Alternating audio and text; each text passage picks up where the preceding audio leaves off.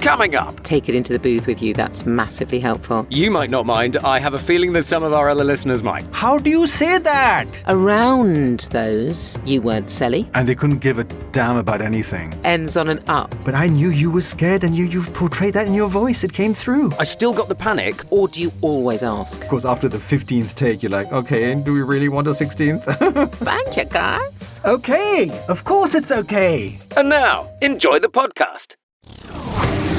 How do you say that? How do you say that? How do you say that? How do you say that? Hello and welcome to today's episode of How Do You Say That, sponsored by BritishVoiceover.co.uk. It's the podcast for voiceovers, podcasters and anyone else with a professional interest in how your script should sound.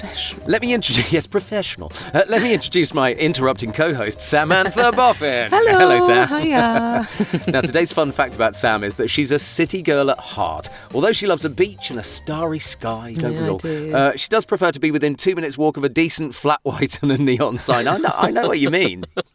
I do. I discovered that this weekend. I went to a wedding right in the heart of sort of Brick Lane way, and I thought, I'm loving this. Most people think, wedding, how lovely. I'll go out of town and go to a spa and have lots of green fields. And I was thinking, no, I actually prefer this kind of wedding. Do you know what? I agree. So my co-host is Mark Rice, who is a Chardonnay boy. I am, yeah. You only drink Chardonnay? I don't really like very many other white wines. If someone gives me Sauvignon, it's like, ugh. And if someone gives me Pinot, it's like, I'll go away with that. I'm liking a bit of Sauvignon myself. Fair enough. And I did have a friend who used to call it Chardonnay. Chardonnay, like the characters, Chardonnay. exactly. Chardonnay, Oh, well, of course, it's not just us. Every week we invite a voiceover guest to come and share their opinions and their talent. And this week, direct from Tenerife, it's voiceover Ramesh Mahtani. Tenerife, how fantastic. Yeah, it is actually. Yeah, well, if you wanted to be looking at starry skies, this is the place. Yeah. Mount Teide is the highest peak in Spain. And my, you can have some beautiful starry skies. All the entire constellations you can imagine and more at your service. I tend to sign my emails and I say, greetings from paradise. And many people say, what do you mean by paradise? I'm like, well, you haven't been to the Canary Islands. This is paradise. Right, Sam, let's find out a bit more about Ramesh, shall we? Absolutely. So originally from India, Ramesh's family settled in the Canary Islands, Spain, in the early 1970s. And although his early schooling was in a Spanish medium, Ramesh continued his studies in England and then the USA. And this was where he made his first public broadcasts as a newsreader on live student radio. Now, Ramesh has clients in over 25 countries and works full-time from his pro home studio with all the bells and whistles. So, Ramesh, have you got a fun fact for us? Well, I do. I don't know if it's really a fact per se, but it is something that I suppose was a prelude to me getting into voiceover. I mean, I used to. I don't know how far back we can go, but I grew up in many different places in many different countries and continents, and I suppose I've always messed around with my voice to the point that I used to really annoy people, and I would annoy the hell out of my mother. Oh, you do? Yeah. It's great fun. Yeah. I don't think the recipient actually finds it as much fun, but I remember I used to buzz my mother once, I remember, from the bottom of the house and say, hi, I'm Steve from Philadelphia. Ramesh told me I could come and stay and spend a couple of months at your place. And I know he's not in town. He's in America, but, I'm downstairs. Can I come up? And she'd be like, but Ramesh didn't tell me anything about you. Steve, we went to college together. I'm only here for a couple of months. Do you mind if I come up? And she's like, well, my husband's not here, but okay, come on up. And then I'd reach the house and ring them up. Mommy, it's me. She's like, I'll give you a tight slap. Yeah, I'm not surprised.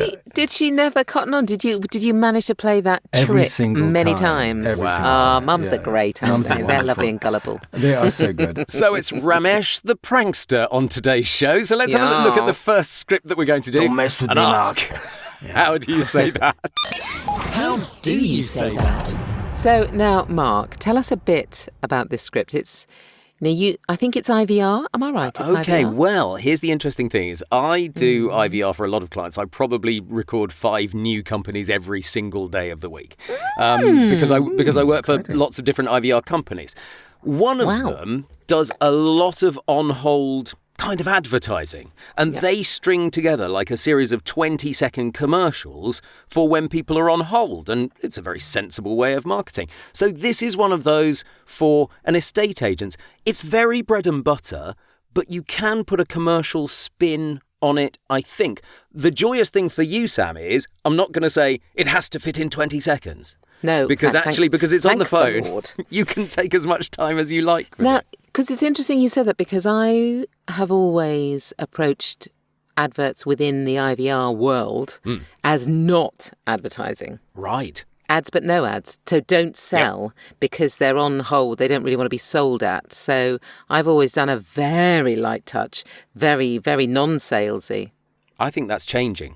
Certainly from some of the companies that I work with. Really? Some of them really do want quite an advertisey spin for their on-hold messaging, because they put quite peppy music in there as well. So they're just trying to keep people interested. So I think that is, but I'm seeing a change in trend there. Okay, that's interesting. It is. Because I don't know, I would feel really pissed off if I was on hold and they were selling me stuff. I don't know. I mean, they're So maybe it's selling just it me. to you either way. Do it however you like. It's an interesting way.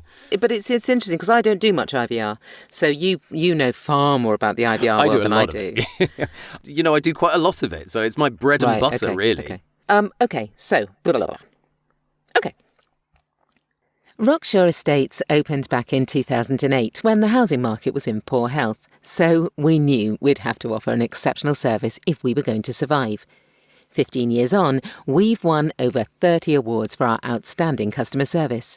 For an estate agent you can really count on, visit rockshaw.com. Yeah, really light touch. I love that. And you almost put the humour in it. So you went, market was in poor health. We knew we'd have to offer something else. So you approached that absolutely correctly. Really? I felt a bit silly. There. See, I didn't pick up a lot of sell at all, and I think my client would have gone, I want it way more selly than that. Yeah, I thought if you're going for conversational, the client just, you want to engage with the client, you don't want to shove it down his or her throat. I think that was a really lovely read. To the point. There you go. This is what we're all about, and take it or leave it. And I guess it's your turn now, Ramesh. Yes, Ramesh, you're going to go now. Absolutely. So, do you do much IVR, Ramesh? Yes, once in a while. It's not what I do every week, but when a script comes around and they want me to do it, I'm happy to do it. Okay. Rockshaw Estates opened back in 2008 when the housing market was in poor health, so we knew we'd have to offer an exceptional service if we were going to survive. 15 years on, we've won over 30 awards for our outstanding customer service. For an estate agent you can really count on, visit rockshaw.com. Yeah, conversational again, Sam, there. Don't Yeah, you very much see? so. And not too much selling. No. Gentle, actually. I Yes. would have liked that if It I was on the veering phone. towards the sort of a commercial side, but sort of pulling back a little bit. I think when you hear what I did, you're going to go, wow, that's very commercial, because that's what this client wants. But I love that light touch. And indeed, I do get some clients that go, don't sell. But I am noticing a trend more slightly towards selling again in What's on your hold. default, though, Mark? If you got this, would your default be... or do you always ask? To be fair, I work with 3 big clients who bring me lots of different companies who want their IVR done. And the company sometimes specifies it. Right. And sometimes I know what the big company just wants. Yep. Right. That makes So this sense. would be heard in between press 1 for administration, press 2 for sales, and then you'd come up with this. Yeah. Well, Once you've pushed 1 for administration, while you're waiting for administration to Right. answer, This this is will what be you the hear. series of commercials. And it Right. might be 3 minutes before they answer, of course, Yeah. of course, Yeah. yes. It Or has to be never. pleasing to the ear. Yeah. Of course, or never. So let me show you. This particular one wants it more selly. Here we go. Let her rip. Rockshaw Estates opened back in 2008 when the housing market was in poor health, so we knew we'd have to offer an exceptional service if we were going to survive. 15 years on, we've won over 30 awards for our outstanding customer service. For an estate agent you can really count on, visit rockshaw.com. That was lovely. It was. I listened to that twice, back to back. Well, actually, no, it wasn't as silly as you'd led me to believe. The places you lent into it were exceptional service, outstanding, and really count on. And so I suppose, but around those, you weren't silly. You No, were it was gentle. good. Fair. Yeah. It was gentle to the ear. Yeah. this particular client, I think, writes reasonably well. There are some IVR people that don't write terribly well. Gobbledygook, yeah. And here's a clue for people who run companies that think they want to write their own IVR. Don't. Because it can be absolutely terrible. Yeah, Yes. and when they insisted on silly things like putting www.rockshaw. Yeah, why? You really want all those Yes, W's? well, exactly right. Oh, Why? of course. They need to know the full website. And of course, yes, they do. No, they don't. Play, how do you say that? It's also worthwhile remembering that these are real scripts that we're working on here, but we've changed the names and some of the details to avoid copyright issues. Right, script 2 time now. Ramesh, tell us a bit about the script that you've brought in, would you? Well, yes. This was an exciting project, actually. It was the Abominable Snow Baby that was aired in 2020. I know it, yep. Chris, you know that? Yep. Yeah. So I was one of the characters, this round mustachioed Mr. Tanwar, and I was very happy to be there, and it was quite a popular show. What kind of a person is Mr. Tanwar? I suppose he's a stocky, mustachioed father figure, maybe 50 years old, and he's just walking around minding his own business when suddenly...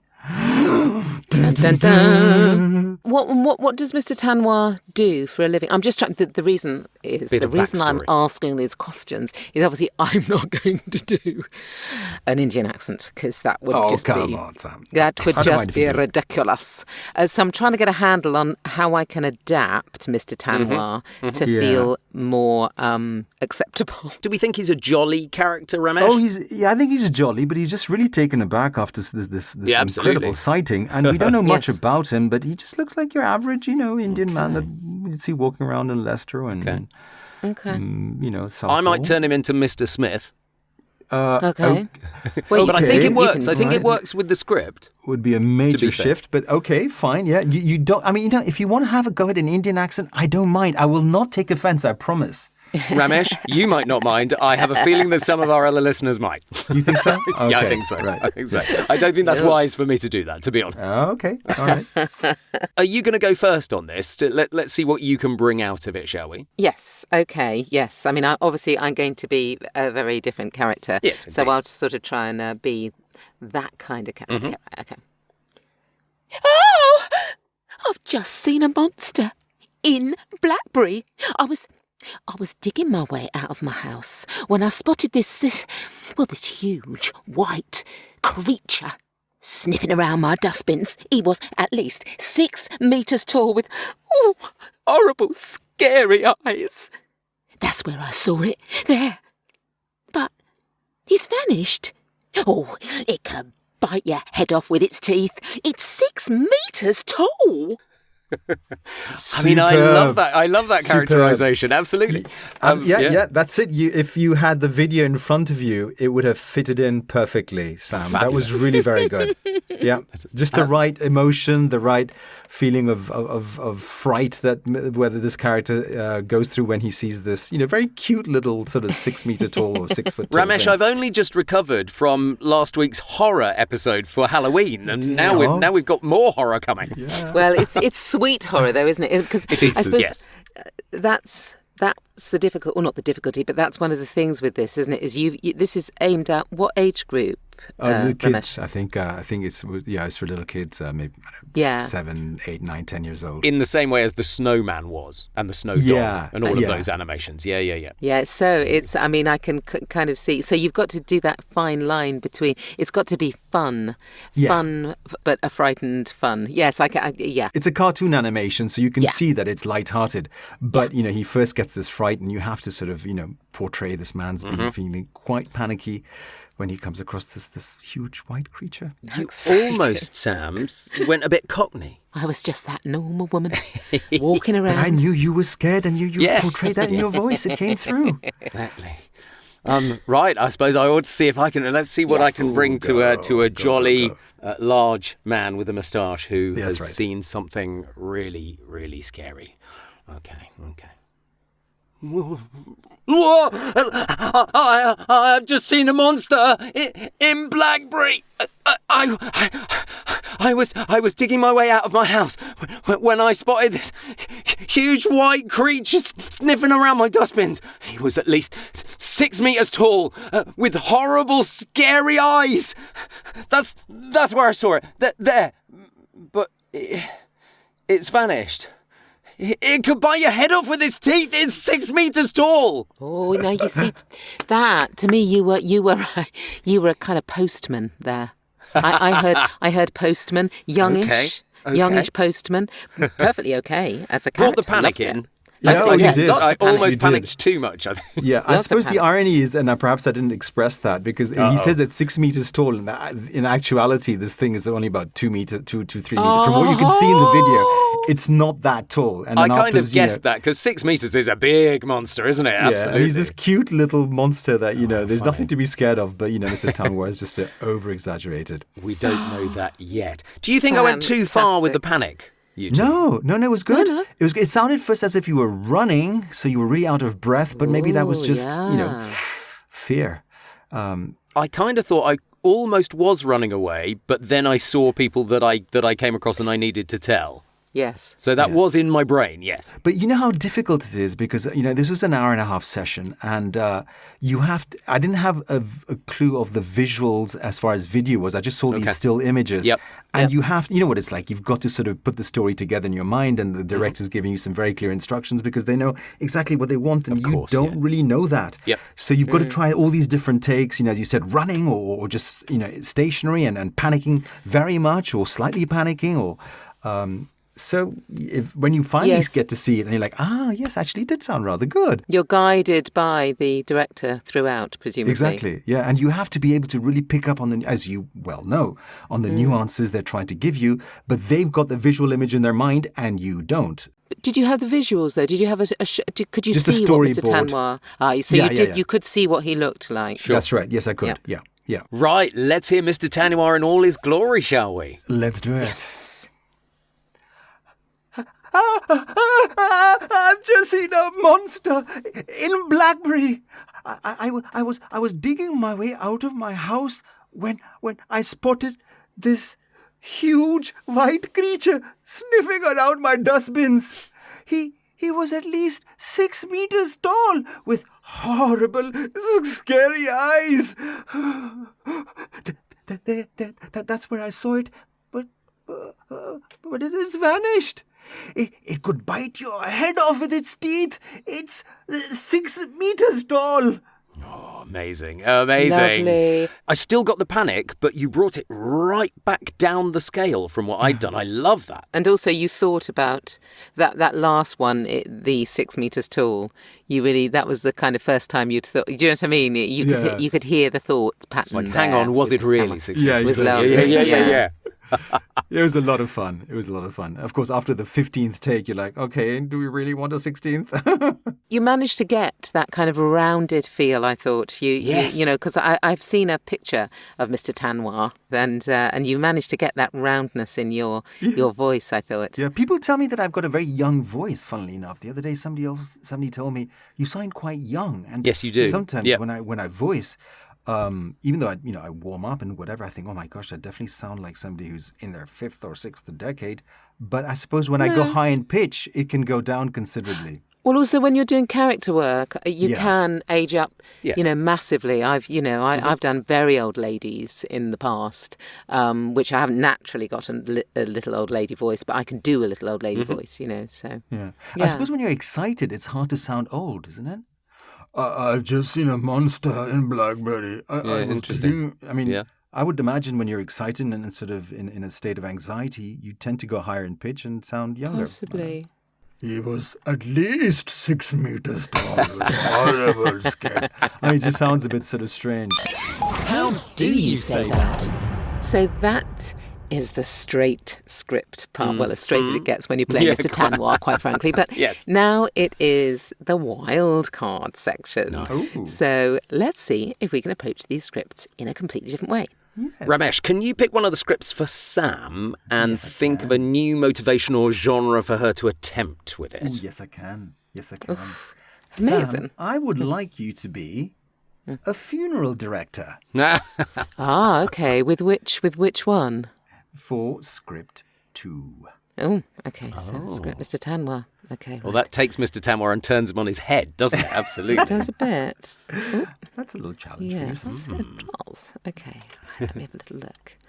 A funeral director. Somber. I've just seen a monster in Blackbury. I was digging my way out of my house, and I spotted this huge white creature sniffing around my dustbins. He was at least 6 meters tall, with horrible, scary eyes. That's where I saw it, but it's vanished. It could bite your head off with its teeth. It's 6 meters tall. Ah, superb. Nothing is going to Superb. faze that funeral director. Oh gosh, No. you know, he's there where it all dies. Yeah. And your Yes, voice yes. portrayed it so beautifully. I could picture the funeral director there. Yeah, you're and that's standing there in front of the yes, coffin. Absolutely. And giving this speech to, you know, sort of this huge, sort of sad Yes. audience. Yeah, oh, it's wonderful. Totally. It was. I was. Well I was a done. bit hand wringing actually while I was doing it. So it was. Yeah, and with the head on one side. But, That did come across, did. but also you weren't being phased by. So you No. knew what you were saying, but you weren't being phased by any And of you it. weren't putting it on. You know, it was really credible. You definitely could be a funeral director, Sam. I couldn't quite get out of the idea of it being an animation. But you know the horrible, scary eyes that just sounds like a horrible way to die. And 6 meters tall in the coffin. I mean, I felt it. I felt this dead body there in front of you. Ooh, Ooh. you felt that dead body. Golly. Well, I'm going to take us away from dead bodies for Ramesh's version of the wild card. I'm going to get you to do the IVR script, the Rockshaw Estates script, Ramesh, if you would. But I would like it as a football commentator, an excited football commentator, Crummy. if that's Okay. okay. Okay, of course it's okay. Rockshaw Estates opened back in 2008 when the housing market was in poor health, so we know we'd have to offer an exceptional service if we're going to survive. 15 years on, we've won over 30 awards for outstanding customer service. For an estate agent you can really count on, visit rockshaw.com. Absolutely, as he ran up to Fabulous. the goal. That was great. Well done. Fabulous. Well done.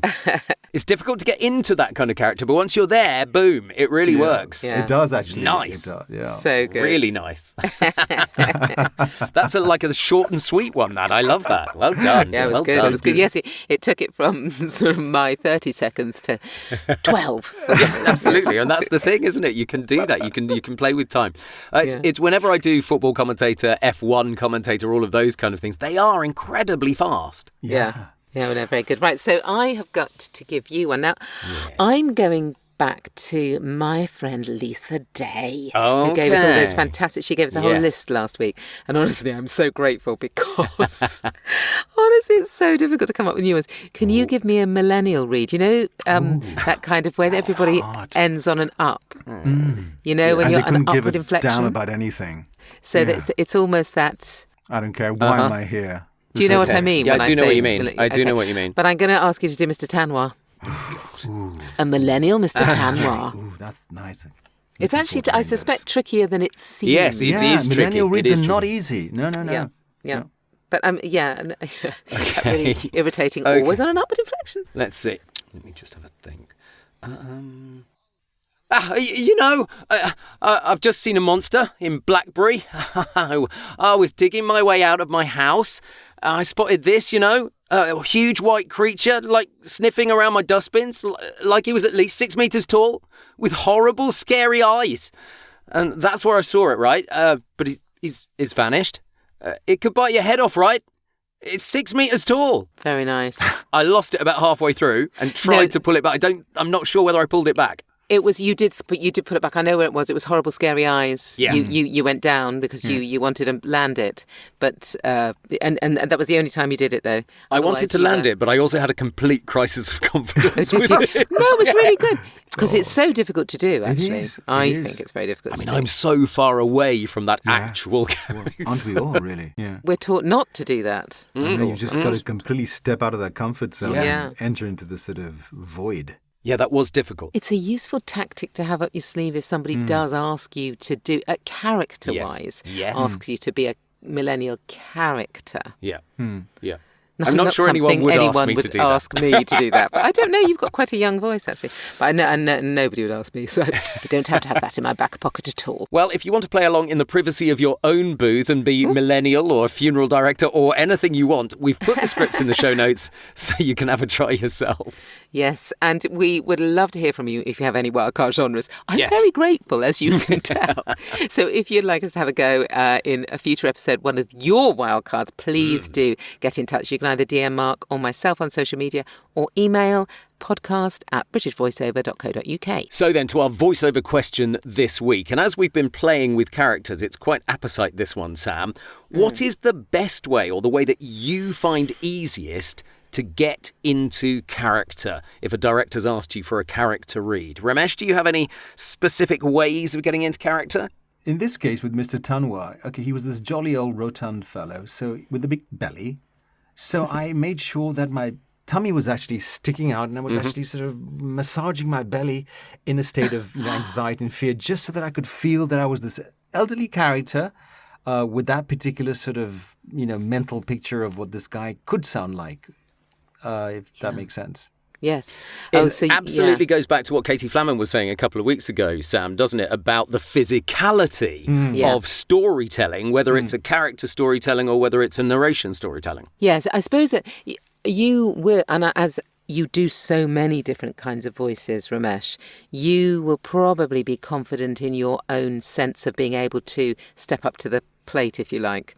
So long as you can, you've probably got how many voices have you got inside you?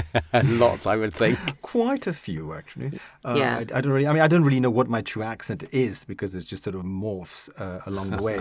Oh, that's interesting. Yeah.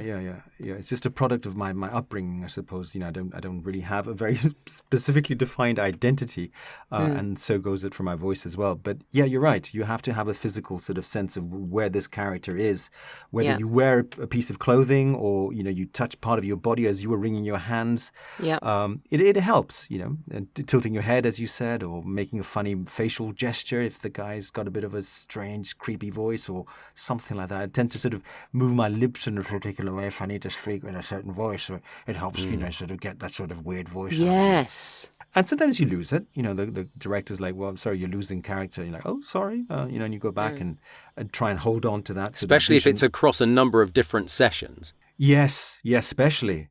You've just got to have a very clear visual, or you have a photograph of this person or a person if you're addressing somebody of a particular nature, a crowd, a people, a particular individual. You have that picture in front of you as a prop.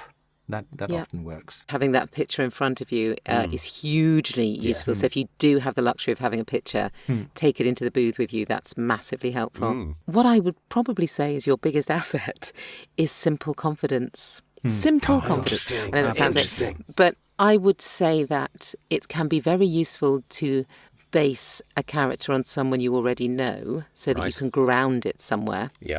Even if you dial it up or down or give that person, I don't know, a defect of some sort or something odd. But I honestly, truly feel that the biggest thing is just having the confidence to go for it, because it doesn't really matter if it's wrong. So you mean you go for it, you've got the confidence in the character that you go for, and the director can always pull you back from that, but it's very difficult to pull more. I guess as a director, and you'll know this, Sam, it's more like pulling teeth if somebody doesn't give you enough in the first read. Chances are you've got the part based on something you've already done. Yeah. But when you're going to audition for something, excitement and confidence, if you can fake that, even if you're not feeling that confident, then I think that is the most useful thing, is to be relaxed enough to be confident. What would you say? I think the physicality is really important, and I do try and change my shape. Yes. And my arms and my legs and my back and where my head is in relation to the microphone and all that kind of stuff. If I'm bringing it into character, I mean, you know me from the wild cards. I do tend to go much bigger to start with, and then you've often said, well, I would pull you back 25%, 35% from that. But that's fine. But I like to give it big to start with. Well, the other thing, of course, is having a phrase. If you're trying out an accent, Yeah. having a phrase that you can deliver in Yeah. that accent can sometimes, if you've lost it a bit on the way, as you were saying, Ramesh, if you somehow got lost in the whole, being able to find one phrase that you One can phrase, say that will yes. bring Yeah. you back to the heart Yeah, of the character that's can right. be a useful thing to Very have. useful. Yeah. Absolutely, or a particular character that you've seen in an actor or Yeah. a character in animation, Yes. and you're mimicking that person in Yes. your own style. And as you said, Sam, I couldn't agree with you more. If you go in with confidence and you have a clear idea of what the voice that you put in the audition, Yeah. you can't really go wrong if you have the confidence. But as soon as you start sort of doubting yourself, Yeah. it can go belly up pretty quickly and Really fast, yes. And then you start getting really nervous, and it just Yeah. sort of really it's a vicious circle way down south. Absolutely. Let me say a huge thank you to our guest, Ramesh Mahtani. Yes. Thank you so much. I hope you've enjoyed it. Oh, I have. It's been so much fun. Thank you for having me. We will put all of your details in the show notes so people can find you and book you. Wonderful. Oh, that's great. Oh, well, that's Definitely. even better. Oh, fantastic.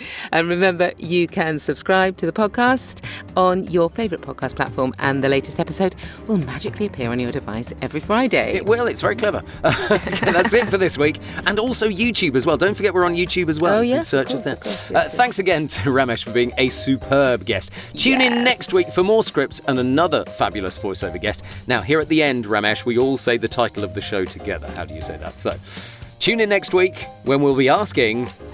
How do you say that? How do you say that?